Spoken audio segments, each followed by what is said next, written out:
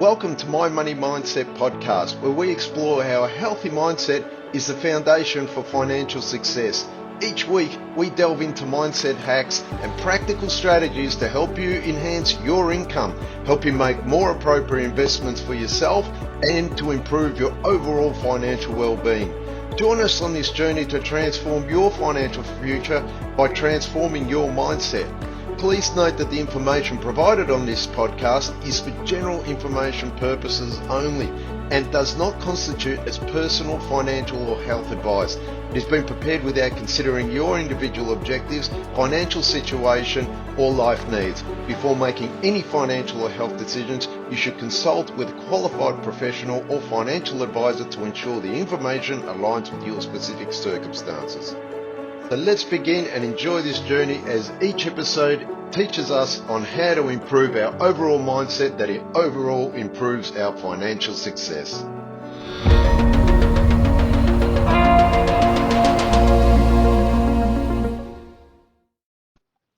In today's episode, I sort of wanted to do a quick sort of rundown upon life itself. And why I like to do that, what I mean by life itself is how do we, from obviously being born to the point you are in your life right now, how we got there, what happened, and what was the main matrix that sort of enabled us to be in the position that we are, or what we're doing with our careers or family choices and all that sort of stuff, where we're living, if we've changed to move over to another country or city or anything like that, where it's actually landed you right today. And why does this sort of, or how was this shaped?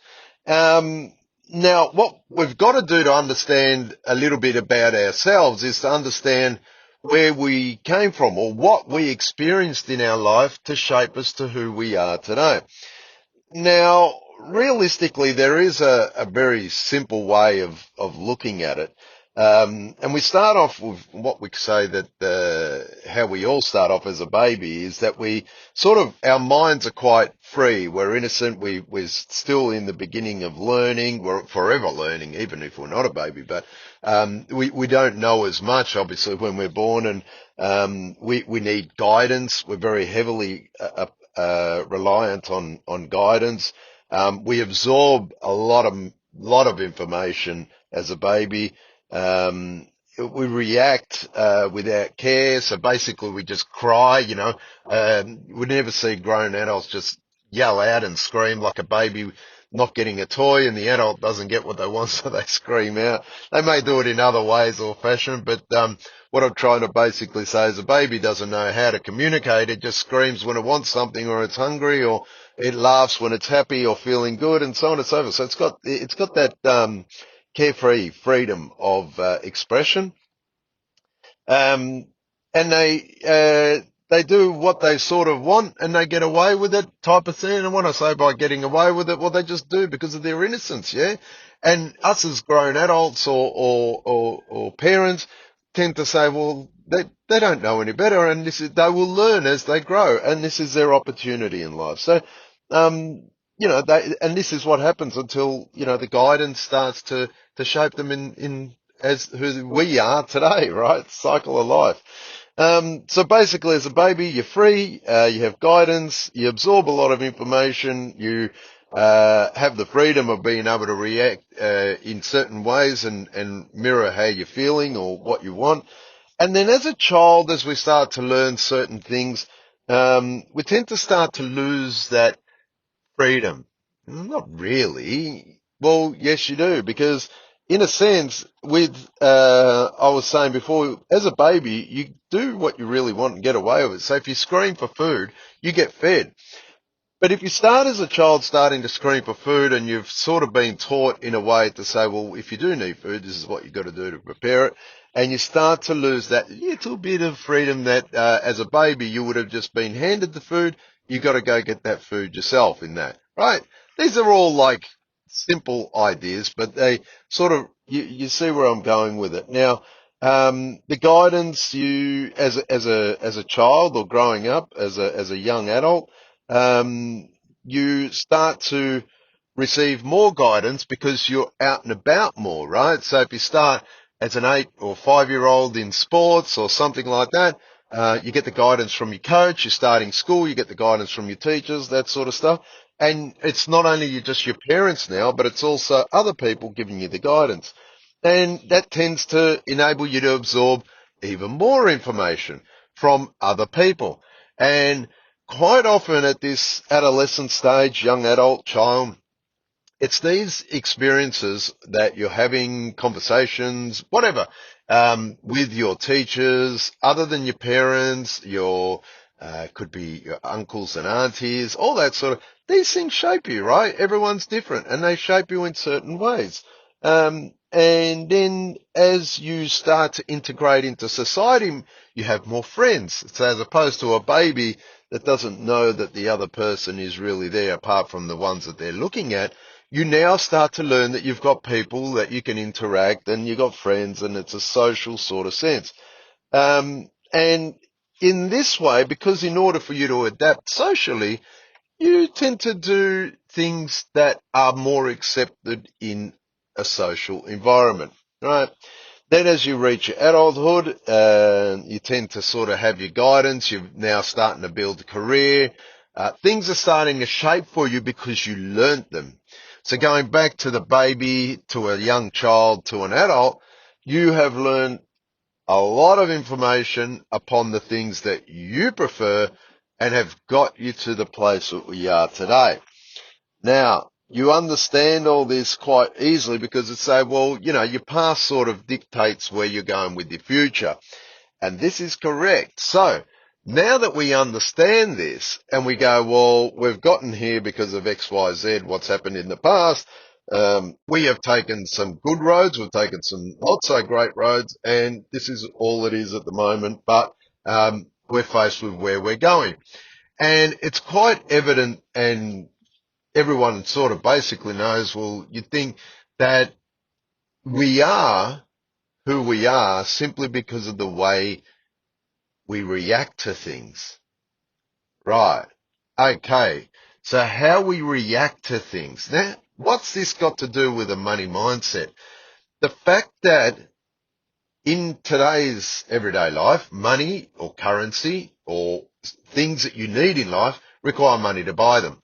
And that's for everyday life, groceries, clothes, whatever, your bills that you pay, electricity, etc. Now, you are who you are today because of your past. Let's say, for instance, you wanted to improve your standard of living. You would therefore need to improve your money or your financial income, because improving your overall living expenses and stuff like that, living experiences, say you wanted a better home or a cleaner car or a better this or that, that costs money. So, and you say, well, I don't have that money, so I can't have what I want, and I don't want to improve myself. So I'm happy where I am, stuck in the middle somewhere that my past has gotten me to, but this is my level right now. And realistically, it's sort of just coaching yourself to say, well, okay, I'm just going to give up there and then.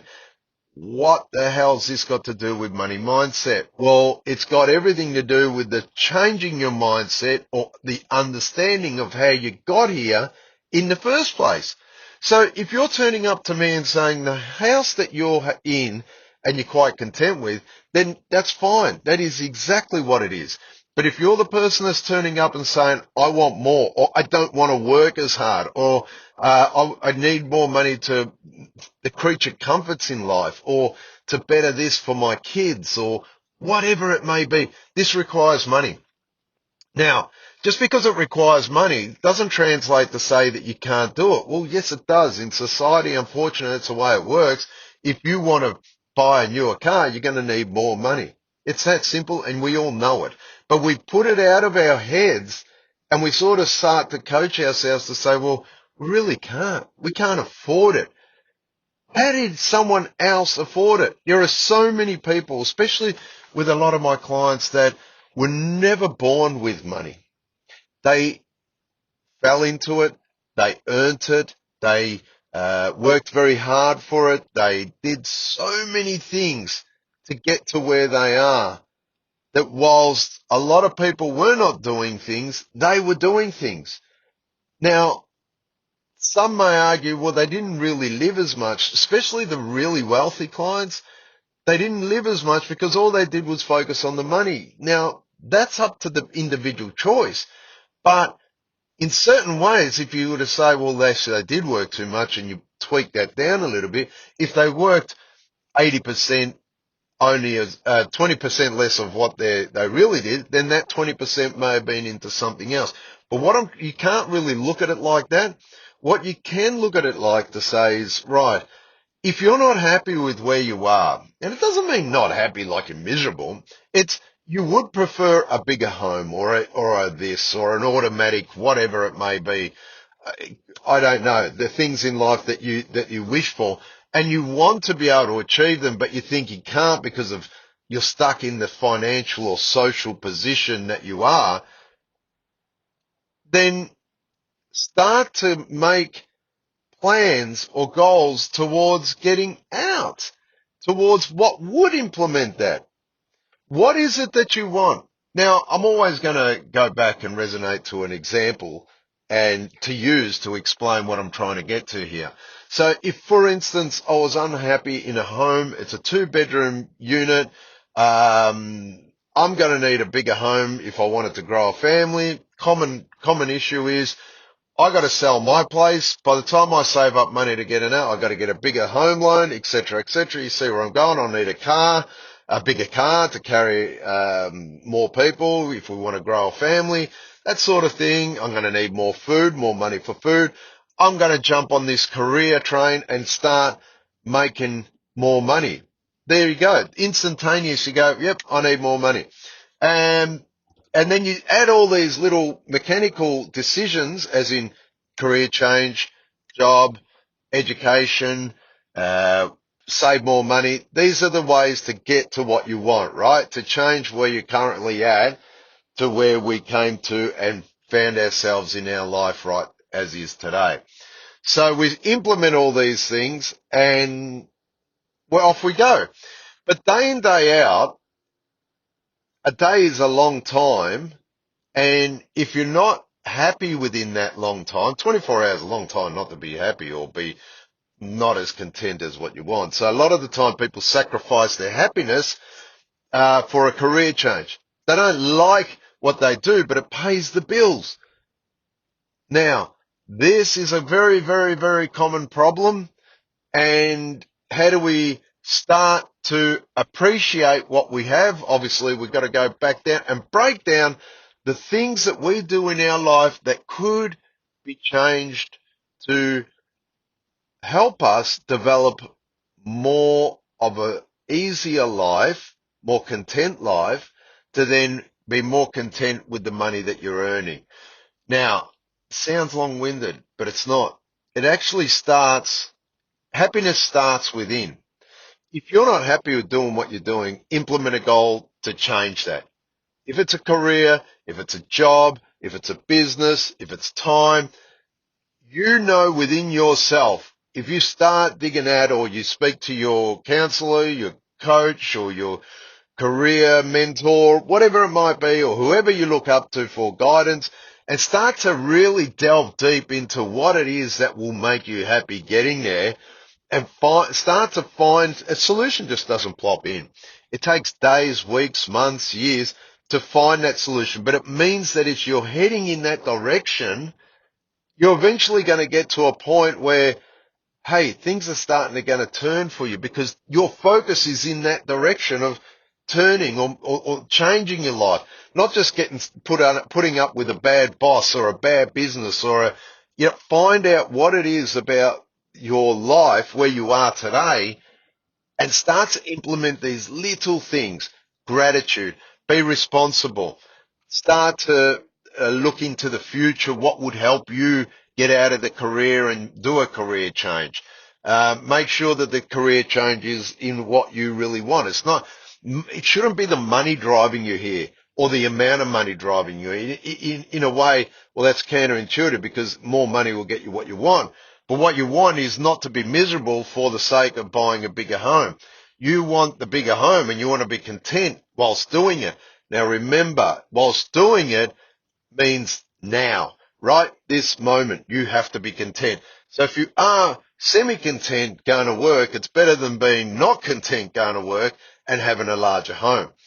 Then when you're at the semi-content point with a larger home and you've got to pay that home loan off and you need more money, you start to implement other goals and you grow upon your goals that's going to help you towards what's going to get you more money to afford the larger home even better, or grow the family, or whatever it may be, go on more holidays, whatever that might be. But it enables you to then self-reflect again the technique of where we are today, assuming that in 10 years' time you've done all this and you've gotten to a better place in life and you're really, really, really happy. Be grateful for what you've done and your achievements. And you reflect, hadn't I done that 10 years ago, you wouldn't have what you are today. So in 10 years is going to be now moment again, and you're going to do it on and continue it. But it's not so much so mechanical like that. It's more about what it is that you're currently doing now and the contentment that you have today whilst doing it. If you are uncomfortable or you feel as though you want to improve your life, micro goals are easier to implement than big, massive ones, right? Know where you're going, but whilst you are going day in, day out, you then, if it is something that you're looking for, I always say make sure that you create micro goals towards the macro goals, and those macro goals are what you want. So if the macro goal is a bigger home and a better life or career, the little micro goals should direct you and steer you towards those macro goals.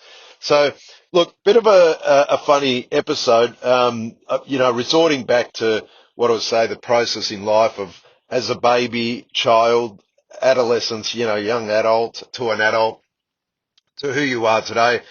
What shaped you was a lot of the guidance, the learning. Yeah, especially when we were younger, we learn a lot. We still learn a lot as adults, but we have already in the place that we're at, and we need to identify if we're content with that place. If you're not, change it. If you are, God bless, share it. That is the gift of life, is to share and make sure that you continue doing what you're doing, especially if you're at that point of contentment. Hope you enjoyed this episode. Like always, please reach out if you think I could add any addition to an episode, or if you want to hear an episode upon anything, please let me know. I'm more than happy to hear from you. Thank you.